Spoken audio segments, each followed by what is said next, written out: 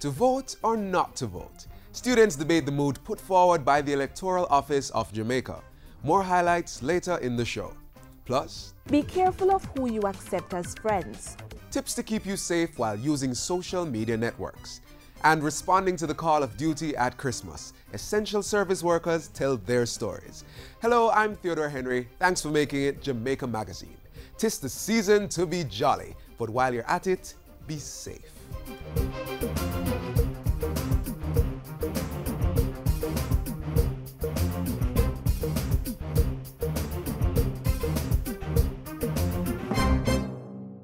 This is one time we don't want you to laugh. Staying safe on the road is a serious thing. Mr. Taxi driver and bus driver, take time, man.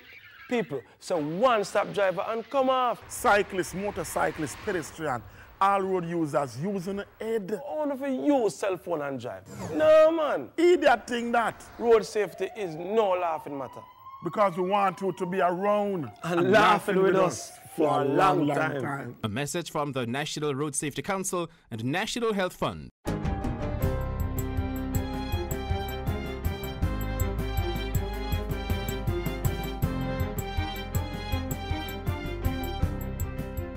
Good day, I'm Andrea Chisholm and this is your JIS News for Thursday, December 18.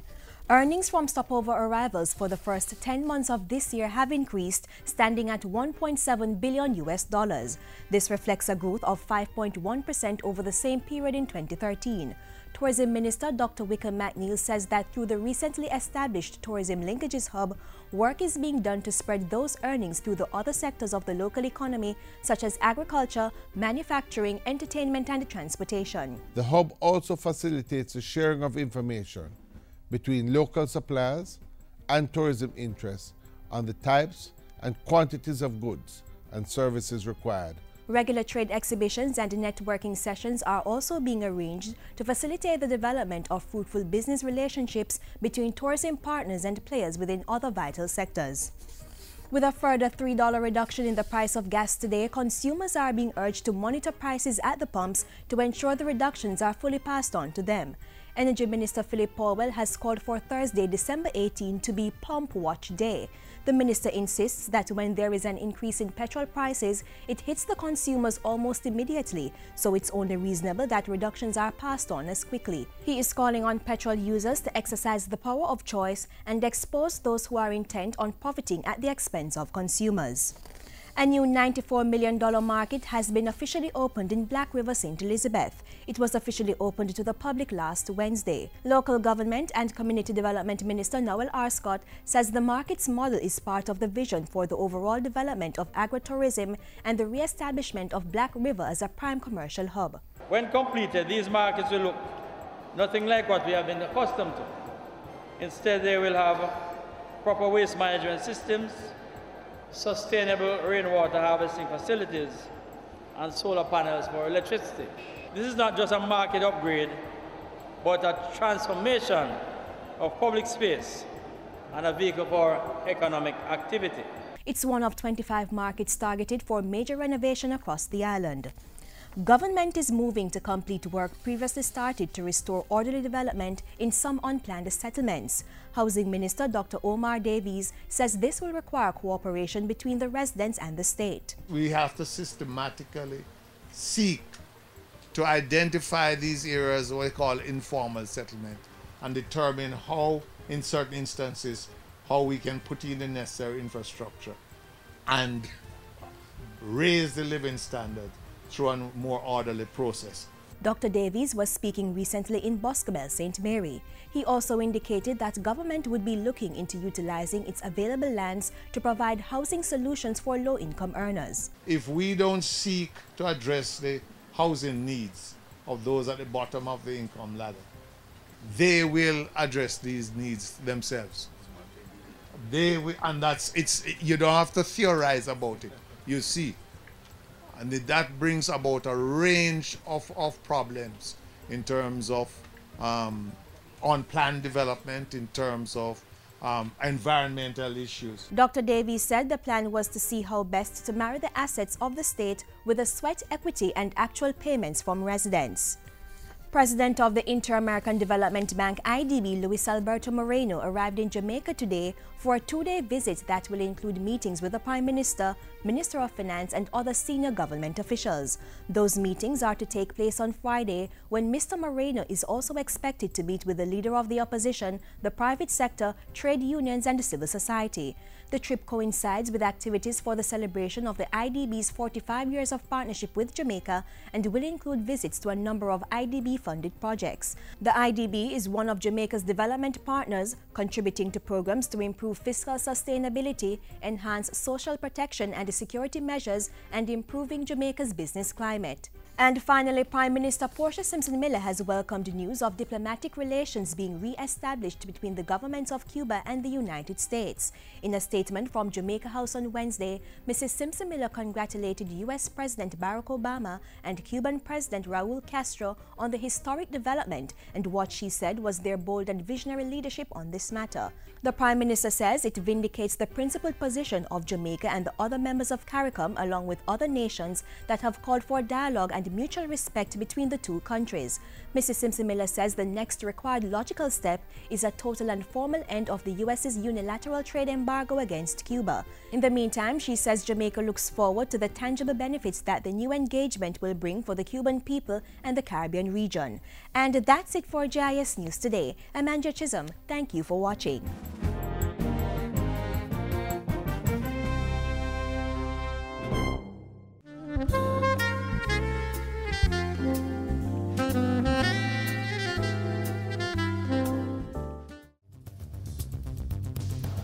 There is no vaccine for the chikungunya virus. If you've been infected, take paracetamol such as Panadol, Cetamol, and Tylenol to reduce pain and fever. Sleep under mosquito netting and get plenty of rest. Take showers or sponge baths in room temperature water to lower fever, especially in children, and drink lots of fluids to prevent dehydration. If your symptoms worsen, go and see a doctor. Do not take aspirin as this could cause bleeding, and never use rubbing alcohol. To learn more, call 1-888-1-LOVE. That's 1-888-663-5683.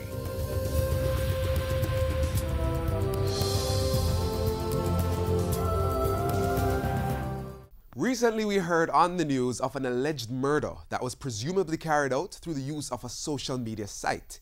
And one of our responsibilities here at the JIS is to provide you with information to help you make smart decisions. This next feature gives you some safety tips to follow as you socialize over the festive season. Do you remember a time when long-distance communication was limited to telegrams or letters? Or when you would walk a mile or two to send or receive mail? Well, today, things are so much different.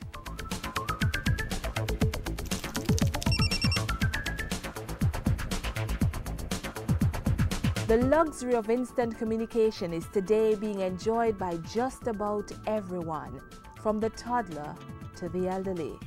Just imagine being able to communicate or do business with anyone, anywhere in the world, without going to them. And with the use of Facebook, Twitter, BlackBerry Messenger, YouTube, and so many others, the medium expands even greater. Businesses and individuals have capitalized on this wave of social media network to either push their products and services or just socialize.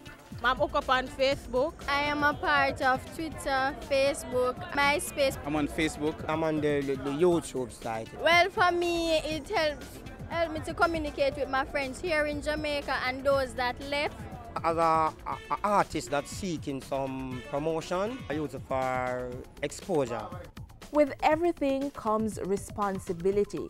So while being attached to the social media circle may be all about the pleasure or business, it doesn't hurt to exercise a little caution. I've seen a lot of persons posting that, kids especially, and they'll give a lot of information because they're vulnerable. And they say they'll be at Sovereign, nobody's home, we'll be on vacation. And it poses a real risk, really, for persons to breach their houses, steal, and that kind of stuff. Oftentimes, we have also had reports of children being exploited. We have had cases where we have seen persons downloading pictures of kids. So what happened, they'll download these kids, they'll morph their faces on nude bodies, and they'll tell them that, listen, you don't have sex with me, I'll post the pictures.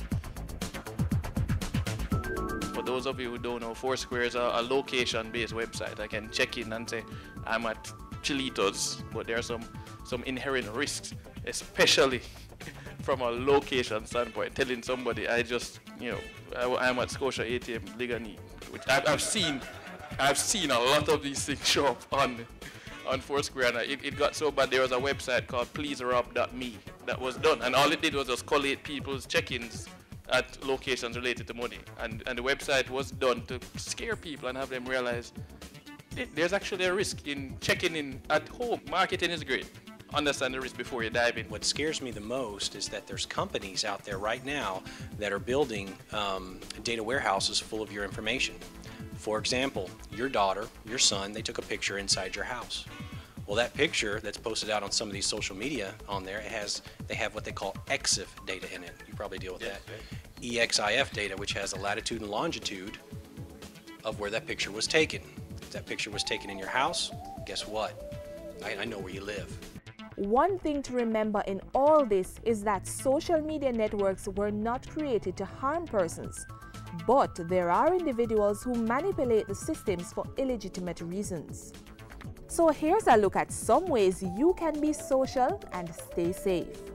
Be careful of who you accept as friends. Think twice before sharing personal information that could make you vulnerable. Posting your birth date, cell phone number, or home address anywhere online puts you at greater risk. This is where you could customize your settings to restrict access only to certain users. And some useful tips for parents. Encourage your child to tell you if they are uncomfortable or threatened by an experience. Explain to your child that photographs can reveal a lot of personal information, and insist that your child never meets anyone in person that they have communicated with online. But that's not all there is to social networking. The personal benefits of this fast-growing trend are that you are able to increase your social status by making new friends and forging new relationships. By creating a professional profile, one may also be recruited by companies seeking individuals with your expertise. So, as technology evolves and helps to simplify certain areas of our lives, so too must we adapt and embrace the challenge, squeezing every ounce of profitability while still remaining vigilant. They told me, pa-ra-pa-pam-pam, I have no gifts to give, pa-ra-pa-pam-pam. I am a poor boy too, pa-ra-pa-pam-pam. The debate was intense, as strong views were shared on whether one should vote or not. This is part 1 of 2 in the Electoral Office of Jamaica debating competition.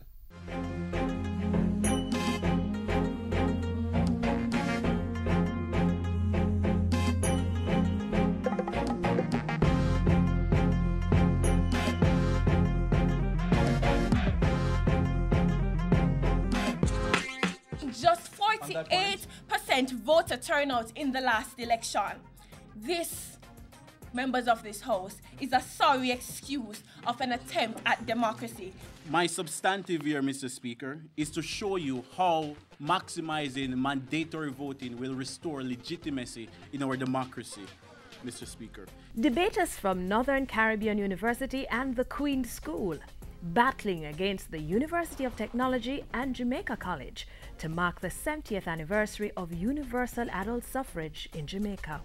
The competition was organized by the Electoral Commission of Jamaica and the Jamaican Association for Debate and Empowerment. It is clear to us at the Electoral Commission that there has been declining interest in the electoral process. Our aim with the 70th anniversary celebrations is to rekindle that interest, especially amongst the youth. Many new generation voters seem unaware of the struggles of our forefathers that finally culminated in adult suffrage, whereby all citizens over the age of 18 years are able to vote. The competition was supported by Jamaica National Building Society. We welcome the opportunity to sponsor this debate, which we hope will broaden the disclosure about this sticky issue among university and or high school students and the wider university community. We're here today to witness the awesome power of debating as a tool for tackling the major and the important issues that we face individually and as a society. Mandatory means authoritatively forcing somebody to go to the polls to vote. How is this right? There was no doubt as to why this course of action is needed for our country. Nonetheless, Mr. Speaker, unsurprisingly, seeing that the opposition is the opposition had to oppose. Mr. Speaker, if the government is willing to take away a right from us, citizens, what is stopping them from taking more rights from us? Abstaining from voting is an equal political statement as voting, Mr. Speaker. It sends just as strong a message. The debaters considered the motion. This House would institute mandatory voting in Jamaica. Now, the opposition will come to us on the basis that we have a right to vote, we have a right to this and we have a right to that. But the libertarian view proposes that as an individual, you can see a baby dying in the river, and because you have an individual right to walk away, you walk away. The government is proposing that we live in a community, and as a result, whatever will benefit the community, that is what we go with. I'll accept your point of information quickly. Isn't a lack of participation in the process as important as taking that right to participate? Absolutely not. Absolutely not. I give to you that liberty governs, liberty proposes that you govern and you represent yourself, which actually aligns to the fact that if you vote, then you're representing yourself and you're governing yourself. Or are we going to mandate mandatory voting? We'll deal with an educational campaign. We will deal with the cable TV ads, the local TV ads, radio ads, print ads, etc. We will also be speaking to including civics from the primary level, so these children will grow and know the value of democracy. Mr. Speaker, we deal with mobile voting booth. So if you have an amputee grandmother living in the community, this mobile voting booth will go to her to ensure that she has a voice. We also have the none of the above section on the ballot slip, just instead of just the head or the bell. Mr. Speaker, obviously mandatory voting is important.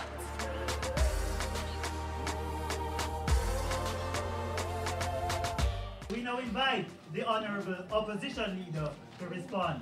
Hear, hear. She spoke about the none of the above option on the ballot cards, Mr. Speaker. We posit that not going out and voting is the same thing as the none of the above option, and it does it much cheaper and less problematically, Mr. Speaker. Mr. Speaker, what is the difference between not accepted? What is the difference between a right and a duty, Mr. Speaker? A duty is something that you must do, Mr. Speaker. The right is something that you may or may not do, such as freedom of speech, Mr. Speaker. The acts of doing it and not doing it are equally important things, Mr. Speaker. Why? Because it is important to the individual making that choice. The status quo with improvements is what we posit today, Mr. Speaker. So what we'd have, Mr. Speaker, civic classes starting at the high school, teaching things like the importance of voting and the benefits to be had when a responsible government is chosen, Mr. Speaker. We'd also implement things like mandatory registration at high schools, Mr. Speaker. Giving persons easier access to voting will increase the numbers, Mr. Speaker, without making it mandatory.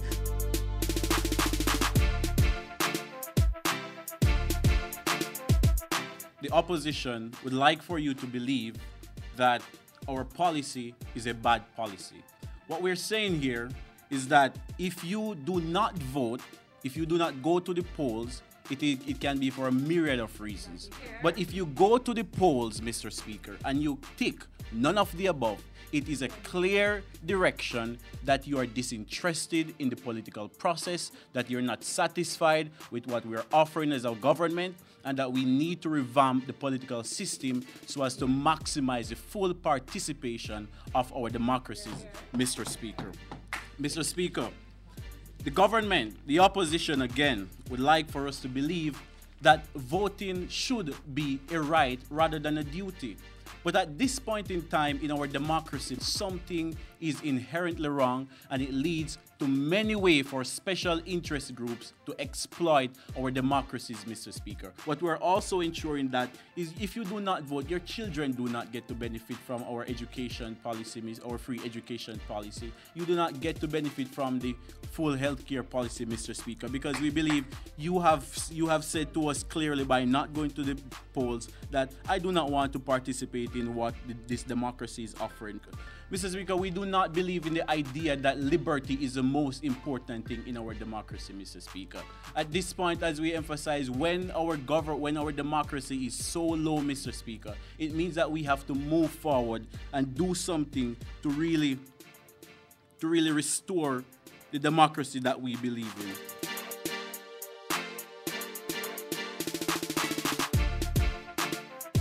First substantive, Mr. Speaker, will be why Jamaica is not suited for mandatory voting. Mr. Speaker, the first and largest issue that rises is the garrison epidemic in Jamaica. Mr. Now we're just talking about one party or the other taking out their old people to go and vote. But what we're talking about is targeting everybody because the politicians know that these people have to vote and they have to get them to vote for them. Paternalistic MPs can give them things, a few chickens, a nanny when election time comes and get you to vote for them.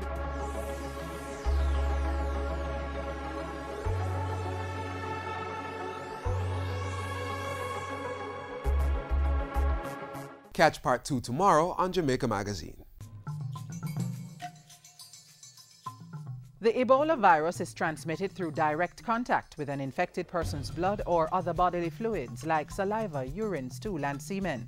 Symptoms of Ebola include sudden fever, intense weakness, muscle pain, headache, and sore throat. This may be followed by vomiting, diarrhea, and rash, and in some cases both internal and external bleeding, leading to death. Protect yourself. Avoid travel to Ebola-affected countries. Avoid contact with infected persons. Don't touch the body of someone who has died from Ebola.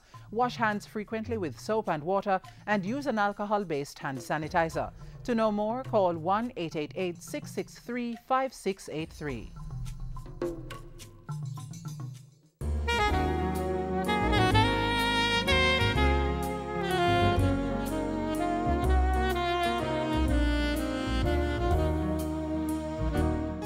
On Christmas Day, where will you be? At home with family? Maybe at church? How about at work? Well, for many Jamaicans, duty calls and they have to answer. We're talking about essential service workers who hold down the fort at Christmas time. Ever wonder what it's like for them? This should give you an idea. The joy of unwrapping presents, the fellowship of family dinners and get-togethers, the mellow vibes of liming with friends. Feel-good opportunities abound at Christmas. But while most people are off the clock enjoying the festivities, there are others on duty, providing essential services 24/7.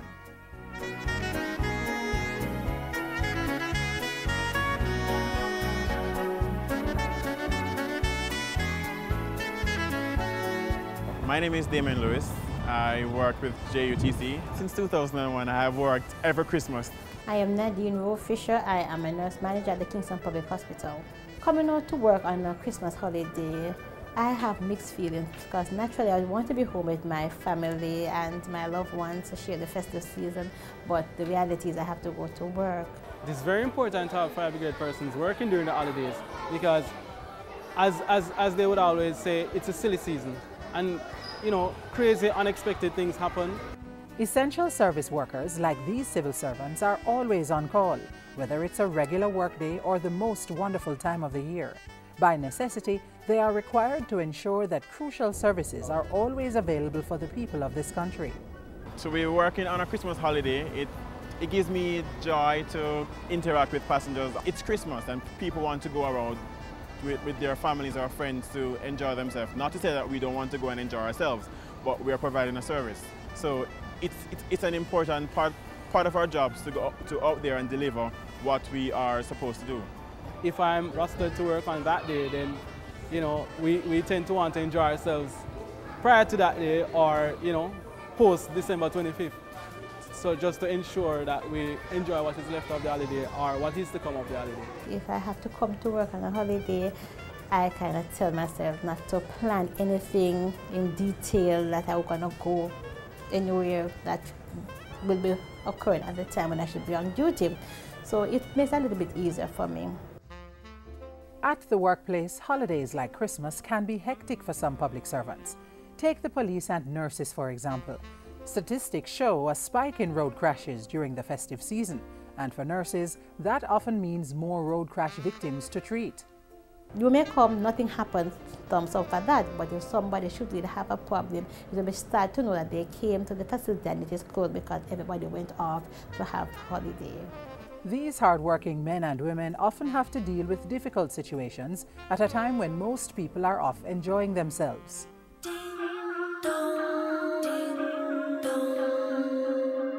There was this child who he went along with his friends to the beach. His parents weren't informed of where he was going, and apparently, according to what was reported to us, he got into some difficulties in the water, and his little friends, they just panicked, they ran, and then they came back and they told an adult what had happened. We actually attempted visitation, and it was just sad. He did not pull through. Corporal Hamilton has a similar story, but with a pleasant outcome. We were at the station one afternoon when we got a call that there was a house on fire. When we responded and we went to the scene, there was this dwelling house on fire and everybody was just scampering around. So when we checked to ascertain as to if everybody was accounted for, they were saying that no, there is a child, a small child, that has not been accounted for. And we immediately went into rescue mode. A couple of us went in and we searched the entire building and we found the child on the bed, just huddled up trying to escape the heat, and we grabbed him and we ran out of the building. Moments like those help to strengthen their resolve, motivating them to keep watch, to provide life-saving services to their fellow men. I enjoy my job, so I come to work each day and I look for ways and means so I can help to enhance somebody else's life, and I've been doing that for the past 15 years with no regrets. Corporal Hamilton enjoys doing his job. I am one that strives to do my job to the best of my ability. I've always given 100% to what I do. I love to know that I transport somebody from here to there, and they greet me well, I greet them back, I deal with them the way they're supposed to be dealt with. Despite this love and dedication, working at Christmas can be hard for these committed civil servants. Still, they rise to the occasion. To cope and to really survive in this type of environment where so many traumas and sad cases, you have to be able to sometimes just put yourself aside and you deal with the situation. Sometimes when you're finished, you have to get a debriefing and you really talk about what really happened. As firefighters, we can't be too soft in carrying out our duties, because then that would bring our emotional side in too much, which would render us, not doing our duties as effectively as we'd want to. So we have to, grieve with whosoever is suffering that loss and move on. This Christmas, as you gather with your family to devour a delicious holiday feast, give a thought to the men and women who are manning police stations, treating patients in hospital, responding to fire calls, and safely transporting passengers to their destinations. Civil servants on duty at Christmas.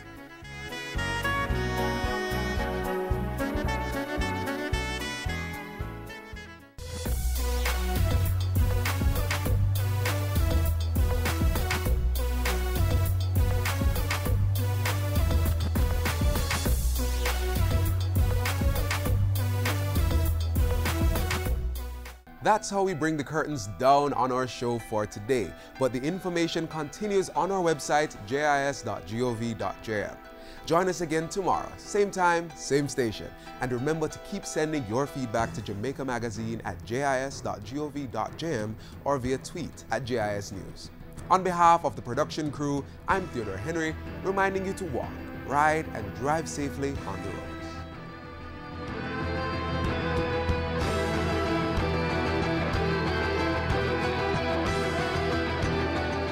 This has been a production of the Jamaica Information Service, the voice of Jamaica.